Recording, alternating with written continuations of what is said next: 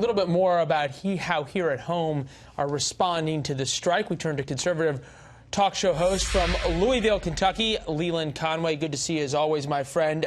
We'll put this tweet up. We got this from Rosie McGowan yesterday. Rose McGowan, dear Iran, the USA has disrespected your country, your flag, your people. 52% of us humbly apologize. We want peace with your nation. We are being held hostage by a terrorist regime. We do not know how to escape. Please do not kill us. Hashtag Soleimani. She has since walked that back, as one might imagine, yes. With this reported by the Daily Mail. Quote, I had a flashback to being at the United Nations cafeteria with my friend who was a lawyer there for the UN, and it was the same day that Colin Powell was delivering his fake WMD testimony at the UN. This is what she told the AP. How those two are related or explains the tweet, I don't know. Can you figure it out? No. I mean, seriously, I turn to Hollywood for all of my political commentary these days. What do they actually know about what average Americans are facing? Or better yet, I come from a state that has 302,000 veterans out of 4 million people. So almost 10% of Kentuckians have actually been in the military and are the ones that have actually served in the Iraq and Afghanistan war and have faced this situation. So I always love it when celebrities like to weigh in on things like politics, because clearly she has a good grasp of how America reacts. I know I was certainly rushing to try to write apologies to Iran for everything we've done to them over the years. It's ridiculous. You bring up an interesting point in terms of Kentucky. Fort Campbell, Kentucky is there among a lot of other U.S. Military installations. Your listeners, as they were calling in, reasonable people can disagree on foreign policy. This is in foreign policy decisions. Was there a lot of disagreement you were getting on the air yesterday? You know, I think when you listen to Senator Rand Paul and Congressman Thomas Massie from Kentucky speak, they represent a pretty wide portion of the people in the state and also in my listener base. There's actually a recognition that President Trump just responded to Iran crossing a red line.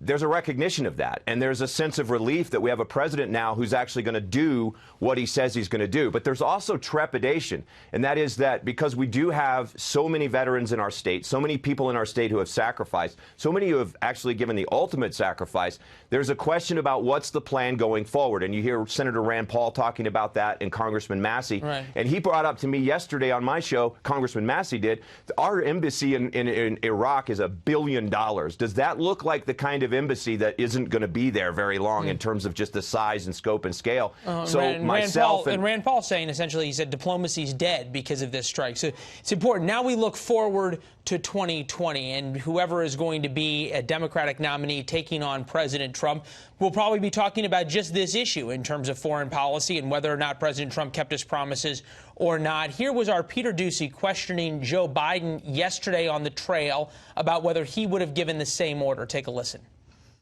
As Commander-in-Chief, if you were ever handed a piece of intelligence that said you can stop an imminent attack on Americans, but you have to use an airstrike to take out a terror leader, would you pull the trigger? Well, we did. The guy's name was Osama bin Laden. And didn't you tell President Obama not to go after bin Laden then? And now we will run the tape from 2012 that Peter was basing that question off of. Take a listen. Mr. President, my suggestion is don't go. We have to do 2 more things to see if he's there. And that was Biden talking about the decision process into the bin Laden raid. Does these moves by President Trump in sending 3,000 plus U.S. troops now to the region open them up to attacks from Biden or from anybody else, saying, you said you were going to get us out of endless wars, and you just made a major move in the Middle East of potentially starting one with Iran?